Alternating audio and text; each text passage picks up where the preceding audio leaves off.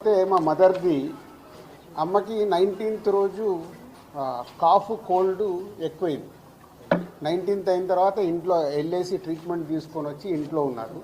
సడన్గా కాఫ్ ఎక్కువ అవుతే ఇమీడియట్లీ హాస్పిటల్కి పంపించాం. దానికి ఎవరో కొందరు హార్ట్ అటాక్ అని ఇంకేదో అయిందని రకరకాల న్యూస్లు క్యారీ చేస్తారు. She very fine.